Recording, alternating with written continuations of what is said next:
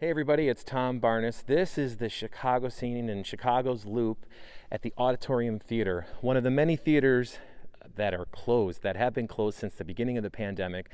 I'm going to talk to two gentlemen, one in charge of the Chicago Loop Alliance, the other one in charge of this very space right here, and figuring out ways how we can get it open and what they need to do to make that happen for the Chicago scene. So let's go and say hi to the fellas right now. It's been 1 year since this theater has hosted a live show here, and Michael with the Chicago Loop Alliance, is that right, Michael? Correct. Yes, Tom. You're a part of an organization that has all of the culture of Chicago arts and everything else under one umbrella to kind of raise awareness of what's been going on with our arts and cultures in the city, right? That's right. That's right. Arts and culture plays a huge role in the success of the Loop, the Chicago Loop. We did a study in 2019, and $2.5 billion worth of economic activity is generated by theaters like this and arts and culture institutions across the Loop. And that basically grinded to a halt a year ago. I mean, essentially, I think as we're doing this, it's a year ago today, actually. Yes. And I think overnight. I mean, one day they were open and the next day they weren't. And they've been, had a very hard time since then. On a given night in non-pandemic times, the amount of tickets sold in the Loop area for arts and culture far outweighs sporting events in the city. That's right? correct. Yeah, that's one of the interesting data points that we found is more people go to arts and culture than go to all of our sports teams combined on an annual basis, which is really surprising to a lot of people. Surprised me. And the Loop is not quite the same without arts and culture into the evening. And so we're very active in the evenings. And without arts and culture, without theaters like this beautiful theater we're standing in, it just doesn't work. Restaurants aren't open, and retail stores don't do as well. We need the arts and culture back. And that's where Rich comes in. Rich is the CEO. Rich, come over here real quick. We're going to go on a little tour quick here in a second of this beautiful theater, and you can kind of just talk with me about how it's impacted this particular theater. But before I do that, can you just give people the information about how they can learn more about you guys and the Chicago Loop Alliance? Chicago Loop Alliance is loopchicago.com. There's lots of information in terms of coming back to the Loop. Of course, we want everybody to come back safe. I mean, we've all learned a lot over the last year, and so when the theaters do open, they'll be opened up in a safe way. We don't expect people to come to an unsafe place. And so we're all working on that, whether it's office, retail, arts and culture, restaurants. Perfect. Welcome back to the Loop. Thank you very much for your time. I appreciate it. Yeah, All right, you ready for the big tour, sir? I am indeed. All right, Rich, we are in the orchestra level of the Auditorium Theatre. What are some of the fun facts that you have for me here? Well, this seating level really represents what we are, which is the theater for the people. They're the most democratic theater. If you look at the seating level here, the best seats on this level are single seats, not box seats. So the architects of the building wanted the person that could afford one single ticket or two tickets to be able to have the best seats in the house, and the best seats from the view vantage point as well as the sound vantage point. So that's really what separates us. The box level seats or the box seats are off to the side, which are great seats, but they aren't necessarily considered the best seats in the house. Right, and that's a interesting characteristic that the architects took into designing this building, because these weren't just your average architects. These are some of the best architects that have ever lived, right? That's right, and that's what really truly sets the Auditorium Theatre apart.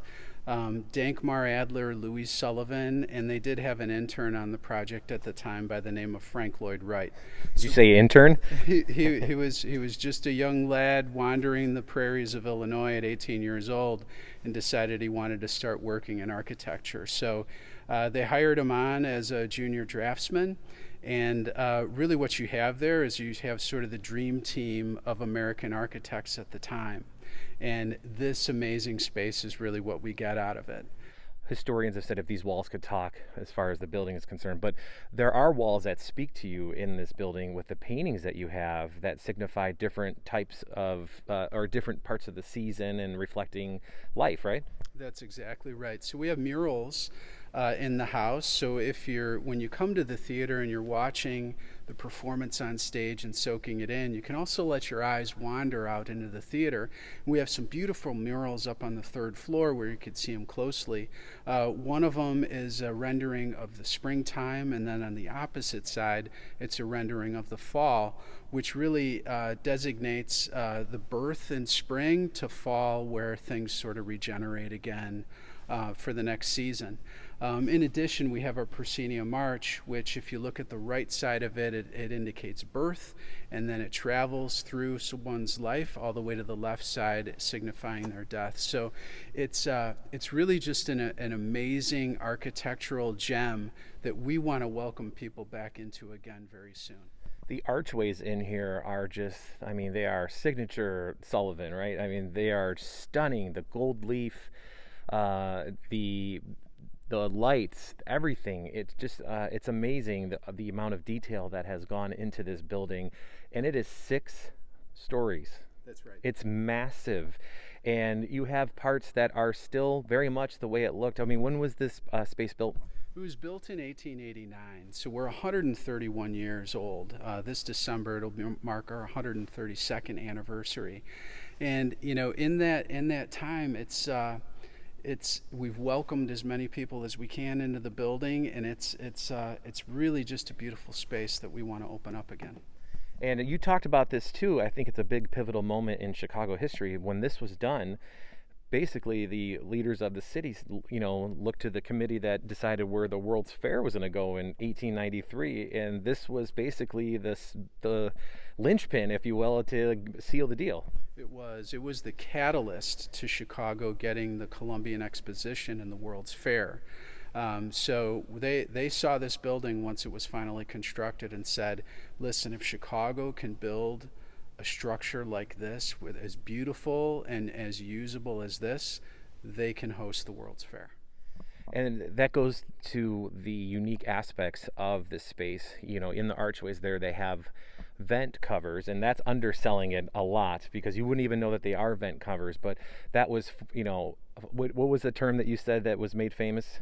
Form ever follows function, and that was first said by Louis Sullivan, and those vent covers are a perfect example of it, right? So when you have an interior structure, you have to supply fresh air. Well, Louis Sullivan decided, I'm not going to just put air vents, I'm going to make it a beautiful part of the integrated architecture. So he built these beautiful domes, these plaster frieze domes that he integrated throughout the building to use as the catalyst to supplying air to the building. And he had very little things too that are knee deep in detail, like the upper floor on the 6th story, the contraption that closes at one time, you know, and hopefully one day again, where it closes a part of the theater off that maybe just is not in use, right? That's correct, Tom. It was 130 years ago the first building to be designed as a variable capacity building. And it's not just about shutting the lights off on an upper floor, but rather the architects designed panels that were integrated into the architecture of the building to close off seating areas to reduce capacity for events that required lesser capacity. And that was really an innovative aspect of the design of the building back then, and it's really an aspect that's not utilized today in modern construction of theaters. Right, and the way they did it was very simple, a crank. That's right. 2 engineers just went up there and cranked it closed if somebody told them to, or reopened, right? That's correct. That's great. It was a hand crank that a couple of engineers could do. It was counterweighted the right way, so it didn't take, you know, a team of men or workers. It really could just be operated by a couple of people turning a crank. I think the most amazing aspect of this space is that it is an independent venue. You're not associated with these big conglomerates. You guys have done this your way. You're in Chicago, and you've had legendary acts here. We were talking earlier. Tell me about a band that the world didn't know until Woodstock, but their first ever performance was here. That's right. So Crosby, Stills, Nash & Young, many people believe that their first performance ever was at Woodstock. Well, that's actually not true. When Crosby, Stills, Nash & Young were traveling across the country to perform in Woodstock, New York, they stopped in Chicago the night before because they had only rehearsed together to that time. So they had to perform on stage in front of an audience, and they did that in the Auditorium Theatre the night before Woodstock. So that's really an amazing piece of history that just people don't know. I know that. I feel like that piece of history belongs, at least a quote in the Rock and Roll Hall of Fame, right? It should. It should, and many others. You know, the list just goes on and on of the amazing artists that have performed in this building over our 131 years. For people who want to just maybe schedule a tour or check the concert schedule or performance schedule when things are up and running again, what's the best way for people to do that? Just visit our website. That's auditoriumtheatre.org. Rich, I appreciate you taking the time to talk to me. It's been wonderful to walk around this amazing space. It's a true Chicago treasure, and I'm glad it's in your hands. Thank you, Tom. Yeah, no problem. The architecture, legendary, along with many of the bands that have rolled through here throughout the years, also legendary. It's an incredible space, and when things reopen, you got to make a point to come here. TBARNAS at WGNTV.com. That's T Barnes at WGNTV.com. Thank you for watching The Chicago Scene.